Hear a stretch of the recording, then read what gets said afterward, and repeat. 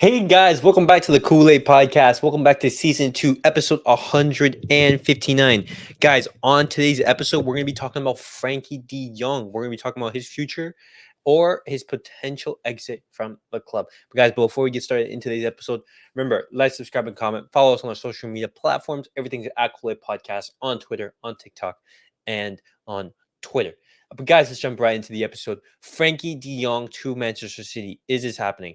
According to The Sun, reported from managing Barca, just in, Manchester City are preparing a 100 million offer for Frenkie De Jong. Reports at The Sun, pending further confirmation. The Sun is an English newspaper. And what do you guys make of this potential deal from Manchester City? Well, one thing, I don't think that Frenkie De Jong is going to want to go to Barcelona. That's the number one thing. I'm going to look at this from the player's side, the perspective, and then I'm going to be looking at this from the club side. From the player side, Frenkie De Jong, he has repeatedly said that he does not want to leave Barcelona. He has said this on multiple occasions, and he has just recently announced that he's expecting a child with his wife. As you can see right now, Frankie De Jong and Mickey Kiemeni, I believe that's how it's pronounced. Sorry, I'm butchering it. Announced that they are expecting a baby. This was just reported today by ESPN and by Frankie and his wife. And so they have repeatedly said that they're comfortable in Barcelona. So why would they be leaving Barcelona for Manchester? And that's on the player side. And on top of that, like, we know that Frankie De Jong would slot in anyone's team. However, Frenkie De Jong has repeatedly said that he is comfortable in Barcelona. And secondly, when we look at this at the club side, 100 million, I don't think that's enough money for Frenkie De Jong. We see players such as Havertz going for 70, Declan Rice going for 105. No, 100 million, no, Frenkie De Jong is easily worth 150 if that's the case.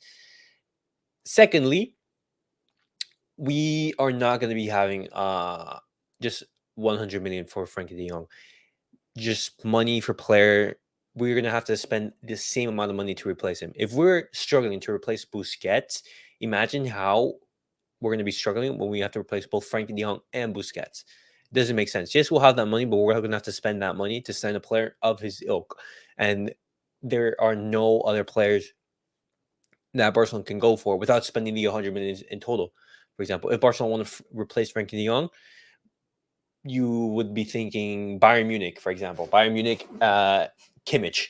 There you go. You sign Kimmich, and what is Bayern Munich going to do? They're going to ask, hey, pay me 100 million euros, and then you can take Kimmich. So, and then we'll be back where we started. And so it makes no sense.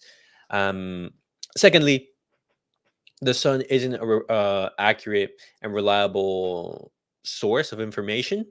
They are very hit and miss sometimes. And so I take this with a grain of salt. I don't believe that this source is to be true. Just we are working on just speculation, like what happens if Frenkie De Jong leaves. And secondly, the one question I'm going to pose to you guys: what deal would it take for us to let go of Frenkie De Jong, for example? Because there are rumors of a potential swap deal, for example. Right here, according to Forbes, Barcelona could propose a Frenkie De Jong Bernardo Silva swap deal with Manchester City. Now, what do you guys make of this? Would you guys, for example, swap Bernardo Silva with Frenkie De Jong? That's an interesting aspect to discuss. Or would you guys want to see, for example, Frenkie De Jong swap with Joao Cancelo with some cash, or Frenkie De Jong Rodri? These are some possibilities that are intriguing.